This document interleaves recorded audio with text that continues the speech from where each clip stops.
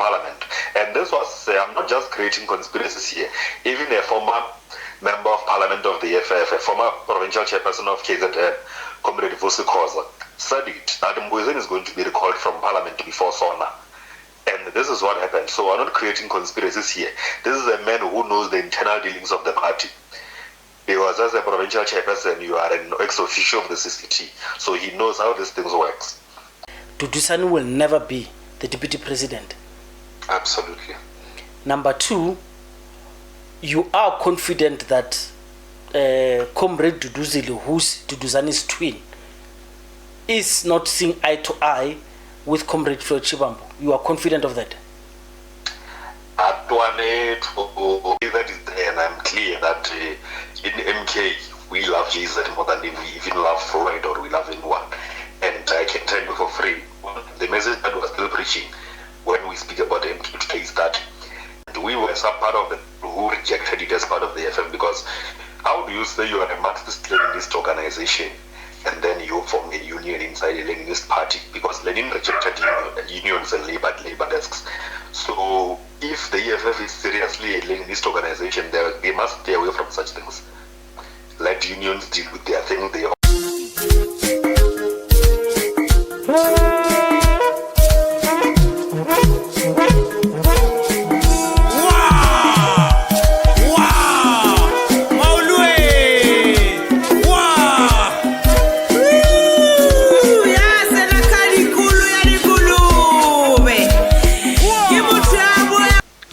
Machine politically incorrect.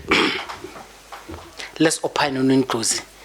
I thought it would be very important that I contact other people to share these thoughts on Ndlozi. Let's see how far we go. Can you ask him, will he be going to knock at the EFF doors? We see Kganki Ndlozi has resigned as a member of parliament. He's still a member of the EFF, but would you like to get him into your ranks? Would you be calling to go and engage him? Yes, I've already started the work. I've said it in public, Samkela. It's not new. We've invited the EFF to close shop and come home so that we unite everyone behind the National Democratic Revolution. Will you be calling Kganki Ndlozi? I've got his number, I can give you. I've called him already. No, you see that? His equal age colleague has called him already, so that's enough. The president was worried about the EFF, it's my responsibility. They're essentially jokingly asking the president of the ANC whether they... So the issue now is, how does it affect the runnings? Kganki Dumela. Yes, sir. Oh, sharp. I'm fine, and yourself? No, I'm sorted, man. I'm sorted. I'm not, I believe I'm not as worried as you are. Let me start with this part. Are you as worried? Or because you saw it coming, is it a relief? Or is it more worried that it confirms your fears? No, we can't say, we can't call them fears now, because so far what has happened in the past, let me say, is it 4 months? The past 4 months or 5, especially since Floyd Shivambu has left the EFF, a lot has happened. So we have seen how this has affected or impacted the EFF and particularly its leader. Yeah. Comrade Julius. So with the recall of Dr. Kganki Ndlozi from Parliament, and I deliberately call it a recall because the man did not voluntarily resign. He was told to resign. You don't just resign in the EFF. He was told to resign. So before we get to the merits of what could have happened, let's take our listeners back to when this campaign started, because there are people who may not fully appreciate the involvement and the passion that you were driving, saying how important Ndlozi was to the campaign of recapturing of maybe rejuvenating a dropping organization that is EFF. And you felt, and I'm putting words in your mouth and I want you to correct it, you felt there were others who were campaigning and others were not given an opportunity to campaign. And this is where the problem started. Can you unpack that part?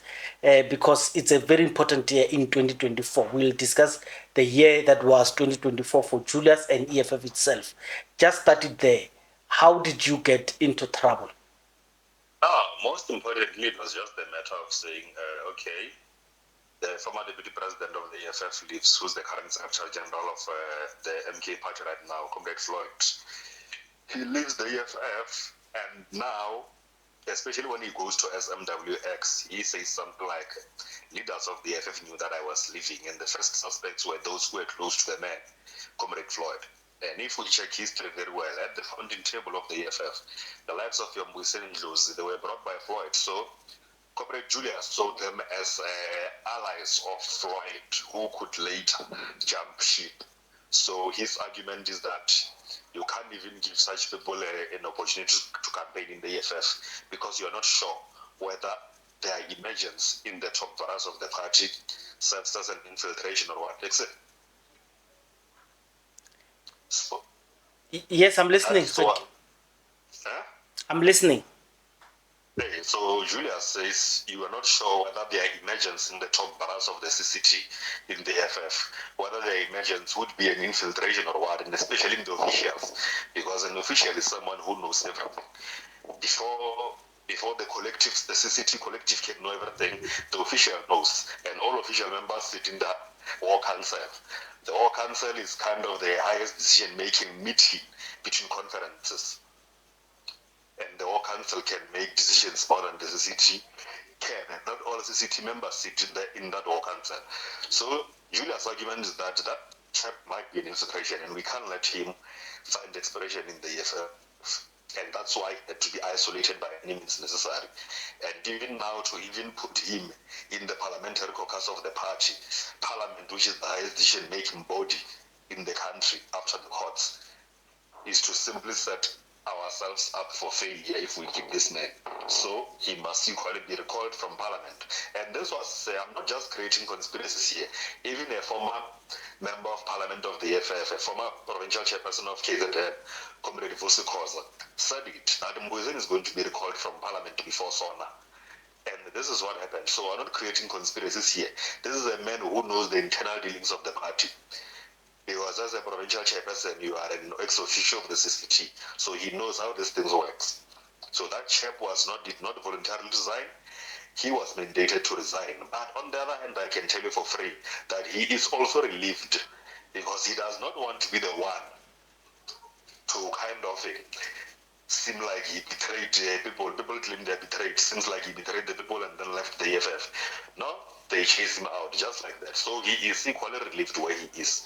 Because some of us saw it very well when he changed his bio from EFF Commissar and EFF MP all the way toward economic freedom in a lifetime, and then we knew that I was done. It's going to be taken out. So, I want you to confirm this. So you're still of the view that Julius Malema and those that you think were campaigning for Godrich Gadi were actively campaigning and suppressing others like yourself to campaign for Ndlozi towards the NPA? They didn't want that thing for happening because the Comrade Mbuzen told internal that the men actually showed up the NPA, and at the gates, leaders of the were told that the next year they bet him to go back and not attend the NPA, or else the DOR, those soldiers of the FF, are going to attend to him. So the man had to go back. As it is, and I think I'll have to change the date on my podcast because I know comrades are going. As it is, as it sits, January.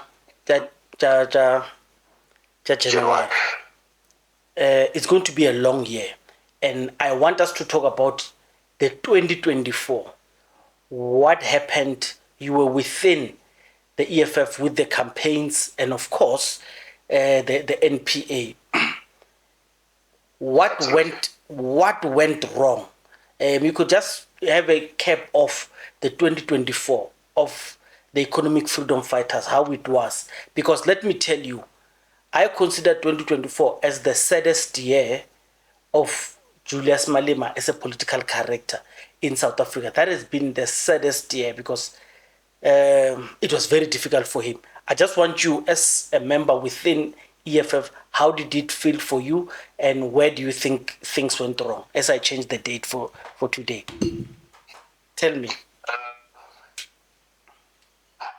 I think if we say it went wrong, maybe things went wrong in 2023 because it was a series of meetings. Meetings? That were held in England. Oh, So, then Kganki meetings you are saying? Those 2021 said before MK was announced. So what went wrong was that Julius was supposed to see it from there that I'm face of the EFF. I'm going to contest the elections in face next year. President's contesting election. And this is the man who's saying all black must unite and challenge the neoliberal factions of the ANC of Ramaphosa and the DA and a united bloc of black parties. So, not that we call it the EFF, you hibernating. I can determine it with first. Black first land first, unlike Shiloh or Sara. Sorry, Kganki. Your line is breaking. Find the position that you was friendlier to you earlier on. I think your line is breaking a bit. Let's try again. You can hear me now? Yes, I can hear you. Let's try again. You hear me well? Yeah, I hear you, but it's not as good as it was before. Let's try it. I don't know if it now is better. Yeah, I think it's better now. Let's go ahead. Okay, I'm saying it's what the problem started in the series of meetings in England whereby President Zuma convened all black parties to say, we have a problem. We are facing the neoliberal faction of the ANC, which is led by Cyril Ramaphosa, who's going to help with the DA and other counter-revolutionary forces to constitute government. So if we're careful about this, we're going to be defeated by them. In this case, let us contest as one bloc, as parties, in a manner that you don't collapse your parties as in dissolving them.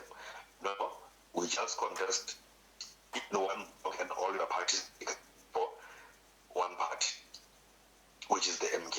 It says, for example, you have Sara, Shiloba, and this one of other that are dissolved. You don't dissolve them. You keep them like BLF of Tama. We can say it is not dissolved, it's just hibernated in a manner that what? It just endorses MK for elections. So when Julius refused to say EFF is not going to close shop and everything, is not going to campaign for MK, for Zuma, for this and that was the biggest problem of the EFF. Because he should have seen it that MK was going to beat him. That's why Khoza Predicted Ndlozi was the first one to try to discredit President Zuma during the campaign trail. Because he saw that we're not going to actually match this comrades on the ballot. So that was the biggest problem of Julius.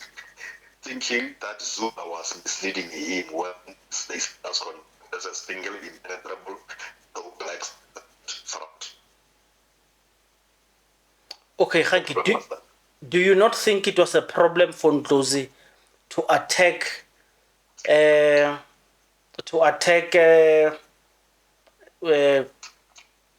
person of Jacob Zuma during the campaign trail, even though they had agreed they are not going to do that? It was a problem, but what I'm trying to say now is that remembering that EFF was interested on what must happen on the ballot, them winning votes and everything. So it was actually Mbuyiseni who was the first to see that these comrades were not going to match them on the ballot, so they are going to humiliate us. Okay. So it was just for ballot reasons, and that was still our fight in the EFF when we still members. We said the MK party is not a class enemy, it's not an ideological enemy, it's only an enemy on the ballot. But we shouldn't go around campaigning them in any case. We should see them as strategic friends.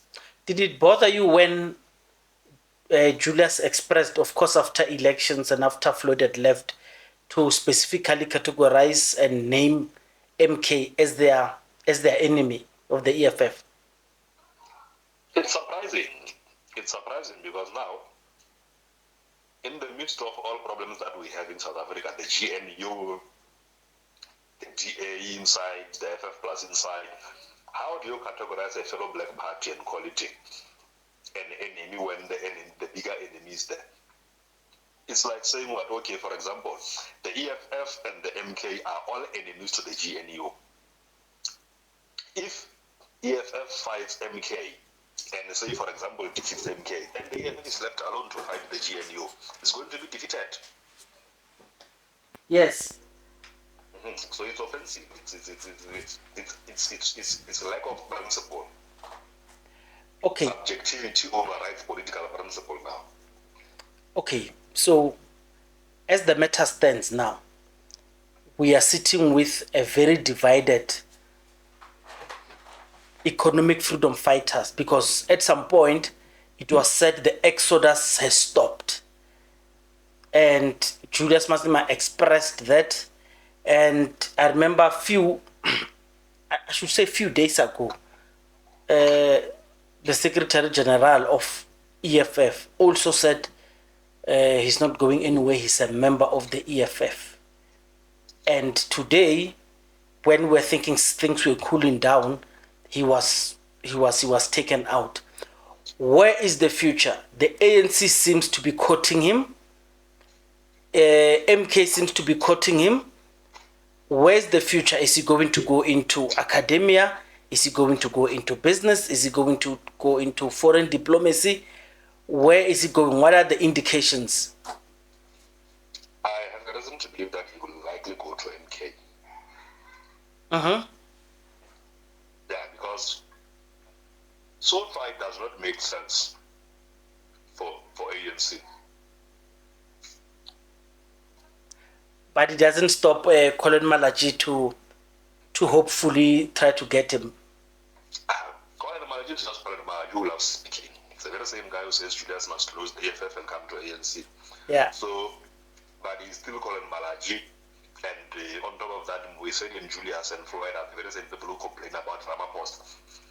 In any case. So to join the ANC, it's kind of it's not a suicide, but it's not principled. Floyd is blamed for this. As you started, you said, of course, yes, the association with Floyd is what actually made him persona non grata, to an extent that this is the first time I've seen a political party soft blocking someone into their national elective conference without actually suspending that person. So it was a very strange time.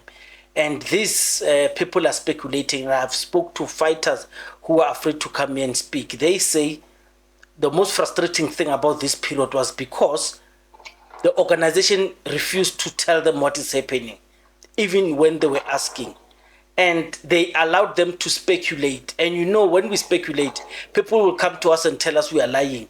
And the reason we are speculating is because the organization does not want to tell us the truth. Yeah, the most difficult time was that. What was happening, and can you maybe try to reveal, because they say MK had infiltrated EFF so much that they were trying to get rid of people who were in the NPA, and people were actually applauding Julius Malema for doing that. I'm not very politically conniving to understand what was happening. When you were in the mix of things, how infiltrated was EFF during that time, during the lead to the NPA? No, I mean, one thing about fighters is that I think they just clap hands whenever Julius says something, because even before the NPA, right after the first press conference after Floyd left, he went to the Comrade Julius for the EFF Ground Forces Club. We were still members at that time. And he was saying so many destructive things. Talking about the wife of Mbuyiseni, everything that reminds of us of the former deputy president, we must remove it. Fighters clap hands. So they just clapped hands for everything, those comrades. And then later after that, I'm sure you're one of the people who know that I was once called at the podcast of the EFF and later got censored. Yeah. When I got there, right after Julia says everything that reminds us of the former deputy president, we must remove it. When I get to the headquarters, there in the studio where there is a podcast, it's still that beautiful picture of Julius and boy leading the march. And then I asked myself when I got there, but this Commander-in-Chief was saying everything that reminds us of former deputy president, we must remove it. Why is this thing still here? And I was asking myself, okay, so it means fighters are just for no reason, because I'm sure if all of them get an opportunity, many as they were in that vein clapping hands and they see Floyd as part of the poster at the headquarters, they'll be offended. They'll feel like they're being misled or being played. Because you can't say to us in public, we must get rid of this man, and then when are you keeping in the offices, the headquarters of the party? Okay. You think chances and the probability of him going to MK are much more than any other place he would go, but you do. Absolutely. Yeah, but you do of course accept, and with the recent stories coming out of MK is a very volatile organization in Absolutely. itself. That's true. It's still building. So how, Comrade Morongwa Padi from Mpumalanga, she's pushing a very big narrative. She's actually thinking of MK Party as a dynasty of the Zuma family, because she's supporting the candidature of, and I'm even using a wrong word when I say the candidature, but the promotion of Duduzane Zuma into the deputy president position. And that people are speculating that this could be because the deputy will then inherit the power of the president, and those are very big power. I don't think in South Africa there's no political head who has those powers constitutionally as per the organization like Zuma has. Absolutely. So when he goes there, what role will he play? Especially because there's a cabal that feels this parachuting, and especially of the red fighters coming into the green MK, it's seen with a different eye nowadays. So if he comes there, how welcome will it be? Because we know we're not naive to underestimate the troubles that are plaguing the SG's office as well. So what role will he play? And will it be welcoming for comrades like Floyd if he joins the fold? Just of design for deputy president launched by Mary Party in Mpumalanga. I don't think it's something that is going to materialize. But on the other hand, for so many reasons, I mean, Duduzane does not have any background in politics. Unlike, for example, Duduzile, that's someone who campaigned, someone who at least was there with the JZ when things were happening. So we can say Duduzile even has more political gravitas than Duduzane. But so to try to bring Duduzane here, I mean, we know Duduzane was someone who was saying we are contesting for elections, or contesting to be president of South Africa not so long ago. But even those presidential elections, they faded away. We forgot them. So this launch of a new campaign is just opportunistic at the end of the day. Because the deputy president of the MK party is the leader of opposition of the party in parliament, because JZ is running the show all the way from Uganda.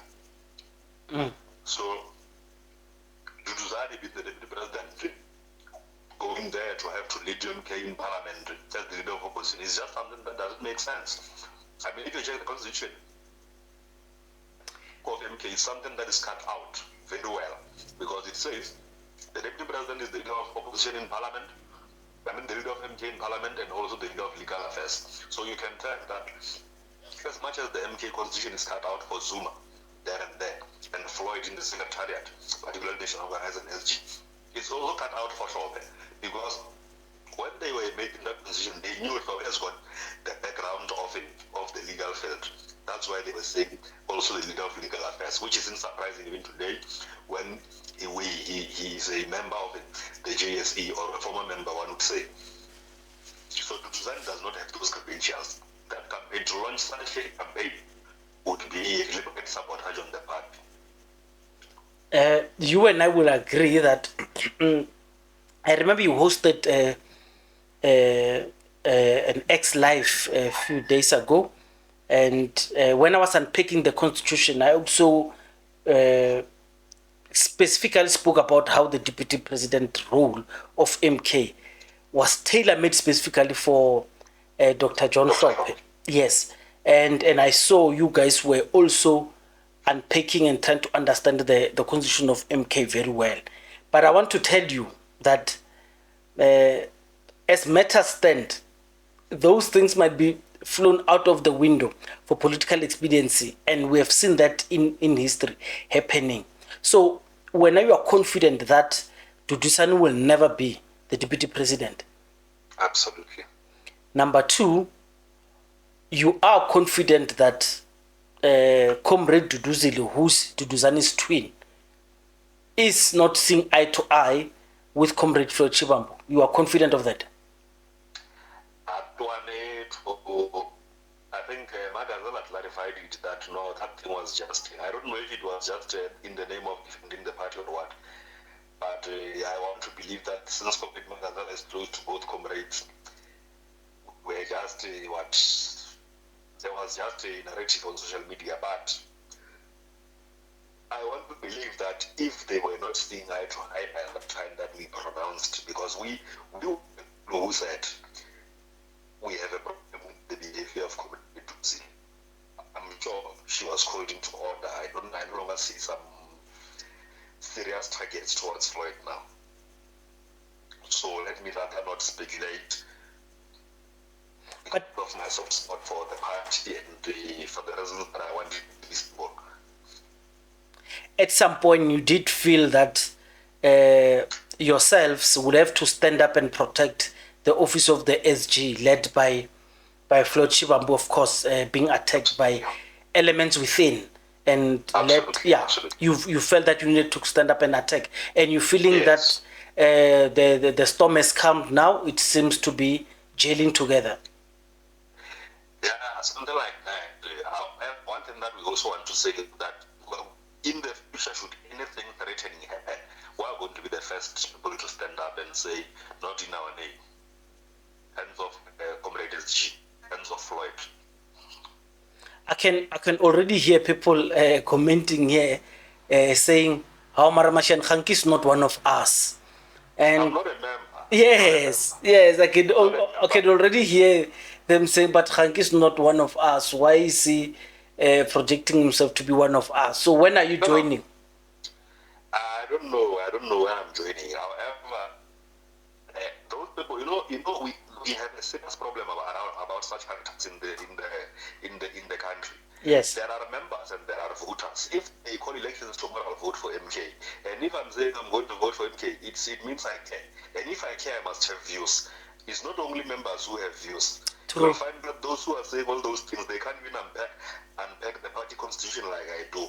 So they are just overprotective political apparatchiks who sometimes follow things blindly. So they must not say such things. They must know that I'm saying this from the position of revolutionary morale. I want the MK to survive. And for it to survive, we are going to protect it against any external and especially even internal counter-revolution. As we expand further, moving a bit away from Ndlozi, Comrade Jacob Zuma was the biggest political hit, going to Ghana to go and grace the ceremony, the presidential inauguration there. And that is a big plus for people who are reading politics. It's a very big plus because a lot of people are reading it as he has dribbled a lot of people to remain relevant in Africa, especially because Ibrahim Traore was also present there. Anything that you want to say about that? No, what I can say is that we must remember that there was once an All People's Convention, I think in 61, if not 58, around that time of Kwame Nkrumah. So that inauguration of President Mahama yesterday or 2 days ago was kind of a reunification. It's kind of a consolidation, the African consolidation of the left, whereby comrades are getting serious. You know, Africa is sending a message, a clear message to the world that we want to unite. This unity is best going to be shaped around forces of the left. You see forces like President Zuma, forces like Traore, and forces like President Mahama, who just got inaugurated. By the way, President Mahama took over office from this president called Nana, something, I forgot the name of former president of Ghana. That guy was the stooge of the West. So President Mahama, former president, he was an ally of the left in Africa at that time. So what I would say is that we're happy that he is installed by the people of Ghana as the president of Ghana. So given that Mali and Niger, that region of those comrades who just left ECOWAS now, we believe that there's going to be a very clear consolidation in West Africa of the left. And if you have a former president like JZ there, then this should tell you that it's kind of a spider web that is spewing all over Africa. Not so long ago, we're going to hear that it has reached almost places in Africa where there are revolutionary politics and revolutionary heads of states. And to say, comrades, this is our time. Our time is now. Africa is united. Very conspicuous in his absence. You know, when he was asked, his honorable, the president of South Africa, he says he was busy with, the golf and preparing for the golf and the, January 8th. That's why he didn't attend. Do you think he is disingenuous in his expression for being too busy to attend a Ghanaian Black Star? The Black Star has risen in Mahama, and for him to say so, I felt very disappointed. What's your analysis of his excuse of not attending that presidential inauguration?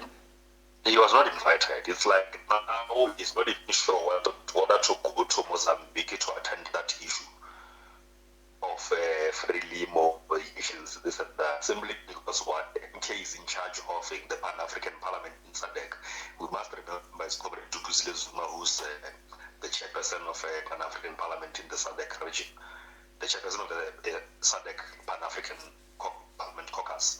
So certainly, he's got no clear association with the revolutionary politics and characters like Freilum, like Swapo in Namibia, that have got a national liberation character. So he wasn't invited there. We must remember that the invite was clearly directed to President Zuma, because President Zuma and President Mahama are comrades who were working together when President Zuma was still the head of state, because President Mahama was the head of state of Ghana since 2012 and all the way to 2017. And we must remember that those were the primaries of Comrade JZ in the Union buildings. So he does not have that kind of a relationship. So he's giving half moja for Mozambique that he may not attend. Let's say he doesn't attend. What would that indicate for you? Okay, Frelimo is the party of President Samora Machel. We remember very well that President Samora Machel and President Zuma, through President Tambo, and sometimes even directly, given that JZ used to be in Mozambique. That's where Duzane and Duduzile were born, by the way, when President Samora was still the head of state of Mozambique. All those MK operations that JZ was coordinating in Lesotho and in Mozambique, they were through President Machel. So Cyril, I tell you now, he does not have any genuine association with politics of the left. That's why they even tell you that when he emerged as the SG in 1991, Comrade OR chose this guy. He does not have any legitimate or any genuine association with revolutionary politics and national liberation characters. But when I've debated this matter many times on this podcast, and even though I provide evidence, I bring evidence forward to say it is JZ after Matamela was accused of killing people in Marikana. It was JZ that put him under his wing to come back to active politics in Mangaung. And his defenders are saying, no, it was brought to him, but it's JZ who accepted. And he used the money of Cyril Ramaphosa to run and win Mangaung. And they won together ever since. But when he lashed off that pace of winning conferences, he started blaming money in conferences. So I still feel it's disingenuous for those who support Jacob Zuma to say he himself, he benefited by being by being Ramaphosa's friend. But when it suits him, he says he won conferences because of the left. Of course, when the ANC allowed him to come back, and in fact, even when they were outside, they allowed him to infiltrate ANC, even though they knew he was a product of the West, of capital. So Cyril Ramaphosa's entire history is that of a politically placed someone.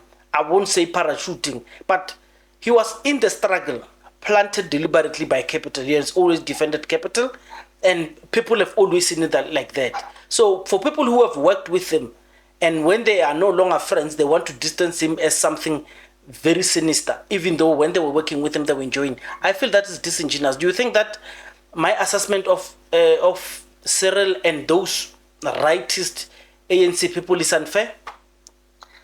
I think we're missing the point. Let me just give a historical background. We remember that the chap became the LG in second time in 94. And in that conference of 97, 96, he resigned. And there was a conference of 2002 in Stellenbosch. The guy got elected back in the NEC. Polwani got elected again. The guy was like always there in politics, but in the mainstream officials. Yes, he was brought back in Mangaung. And, this conference of Mangaung is a conference that I don't understand properly, but I listened to an MK podcast between S. van Rooyen and Darren Comfort when I was in Durban. I think it was the day before that thing of Moses Mabhida on the 14th. He says he says he was in the lobby group of AGZ in Mangaung. He says they questioned that thing very, very well to say, but we can't bring back this man. And then the idea was that we have no choice because Kgalema dumped us in the last hour. So we have to bring Cyril. And then I make an argument. I'm told that Vavi was available at that time. We're told that Vavi had started to show some... He started to behave again. Too big and everything. So the reason why characters like Vavi were isolated in favor of someone like CR is that, first of all, DG, I think it was DG and Ace, if not Ace and Supra, they are the ones who went on to speak to ask if CR could be available, then came in and spoke with the lobby group of JZ, like comrades like about that. So the agreement was that we will manage this guy. That was the agreement. And then they failed. Not because they failed due to democratic processes. They failed because capital brought in money. That was the failing part here. Because capital brought in money. Because capital, here you are dealing with money. We know very well that DG is the person who was negotiated with in the last hour. The money of capital wasn't even enough, by the way. Cyril was going to do that conference. DG in the last hour they negotiated with to say run Mpumalanga behind CR and then we give you this and that. So in short, you agree with my assessment that is long standing to say Comrade CR was brought in because chiefly he had a pass. And people, because he brought money into these campaigns, people ignored all the negativities they had of him. I'm not necessarily agreeing with the thing of money. I agree he was brought back, and I agree that he was brought back on the slate of which is now. However, I'm saying the agreement with comrades who were mentioned in the lobby was given out. Van Rooyen explains it because I don't have two details of the conference of even they understand. Especially given that Kgalema, I don't understand why Kgalema got tested first of all, but I got a tip of that the man was brought in the last hour so that the space can be created for characters like CR. Juliet can later be expelled by conference and everything. All right, let's talk about the future now in closing. Let's say Comrade Quintin doesn't go to MK. let's say he doesn't go there, but he goes to a political party, which is likely to be that political party? So far you can speak about the ANC because I'm not convinced if he'll go to ATM, but I think ANC, because one thing for sure is going to go to a party that speaks politics of the left.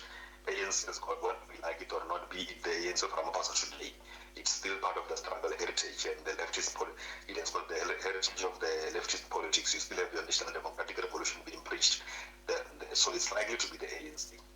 Would you follow him there if he comes down and lobbies you to say, man, Bona, man, let's go and work. I've got a job for you. Will you follow him? I don't think I will. You won't follow him? I rejected the ANC. You won't follow him into ANC, but would you follow him at MK? Even to MK, I mean, like me joining MK is just a personal decision. Who's there? I mean, JZ is there, and I'm clear that in MK, we love JZ more than we even love Freud or we love anyone. And I can tell you for free, the message that we're still preaching when we speak about MK today is that even if after JZ, it must never lose the character of JZ, because if it loses that character, it's not going to implode. Kganki Mphahlele, I think allow me to let you go. Anything you want to say in closing?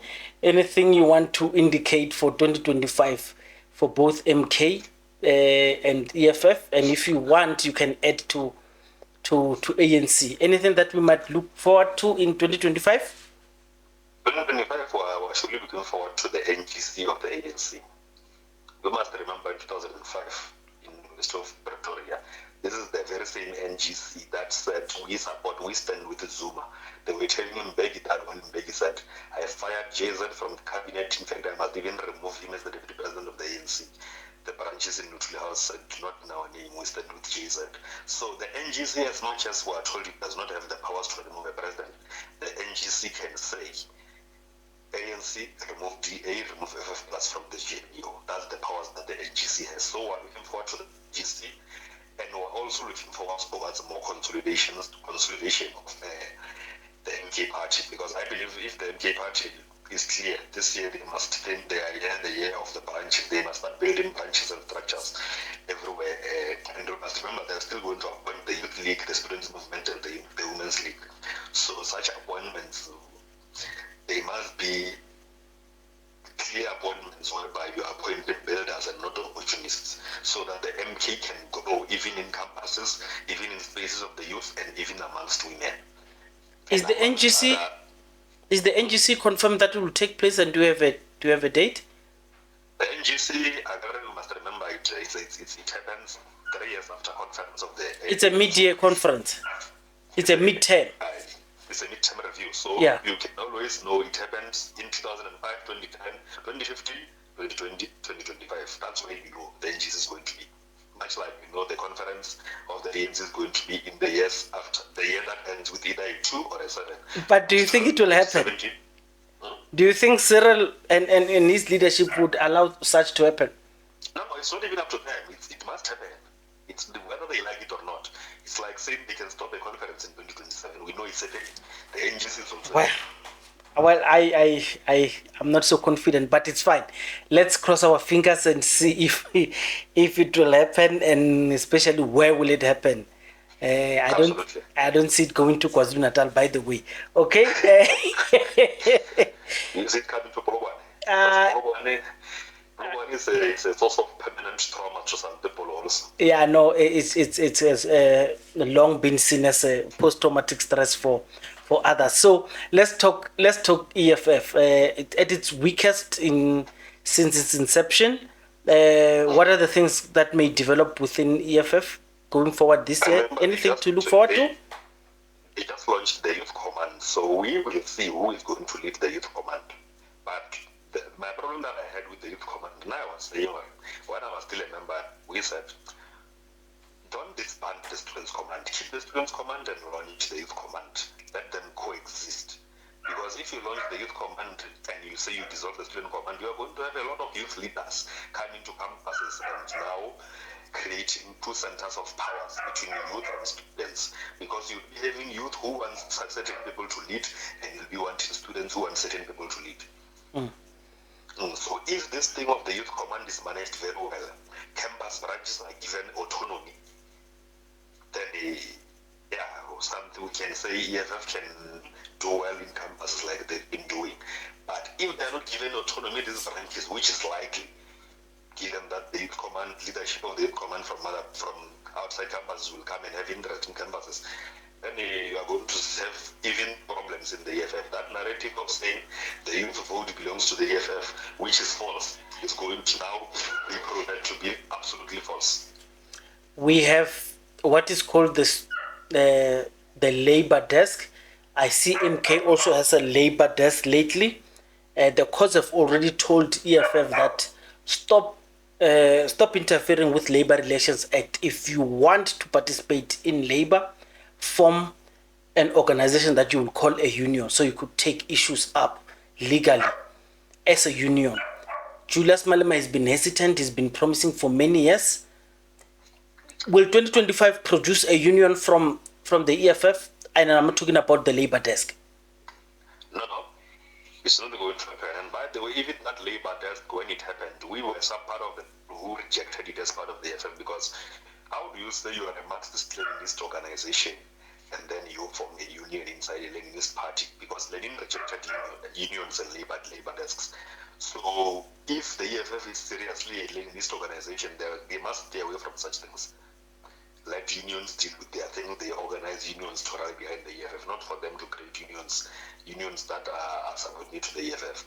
So it's not going to happen that thing. They're not going to create it, and they are likely to keep on with their labor desk. So if they were serious about it, they were supposed to use talent like Mphahlele to be their labor agitator. So now that since in the EFF, they do as they please, they chose to ignore the skills of the man, because the guy is an absolute stinker of a labor agitator. He's now in the MK party. Yeah, I spoke to Mphahlele regarding this labor desk and the hesitant of EFF to forming a formalized union while he's running NASA himself. He's of the idea that it's an issue of control, and the CIC may not necessarily appreciate, what do you call them? These structures, autonomous structures coming up and making it very difficult to control. So that's his view. So you're saying it will never happen in 2025? No. All right, sharp. Let's go to MK. What are the big things that we might look forward to in 2025 for MK? Possibly the joining of Khoza Predicted Ndlozi. And we must also remember, I think there are around 11 seats in parliament that are still vacant. Hey, but those guys were not temporarily given the positions until this court case is done. I don't know. I'm not sure. I'm not sure, because I remember there was an attempt to fill those positions, and someone said they were filled by you remember the new entrants that came that involved Penny and others. Those ones, if that is the case, then no. Yeah, I think those replaced them. I'm not sure though. I'm not speaking under correction. It's the latest resign is complete in Tlamolo. Oh, yes. In Tlamolo and who? And by the way, please opine on this one. There's a speaker in the KwaZulu-Natal legislature who refuses to take the replacement. Is it Deck? Floyd. Yeah, Floyd wants to put Deck Ace there, and the speaker says no. We only see Dr. Mbanjo. And do you find it odd? Absolutely. I mean, it's like, the MK has been sabotaged deliberately, so by the way. And we must remember that our Mbanjo, they are comrades who are still recognized by the administration. But I'm surprised that matters like this one, they are not up for the legislators. Their job is to just receive names. You if we recall you are a party, for example, to see that this thing is a plot, there is no way whereby in the EFF they will tell you that, I mean in Parliament they will tell you that, no, we still recognize and we say.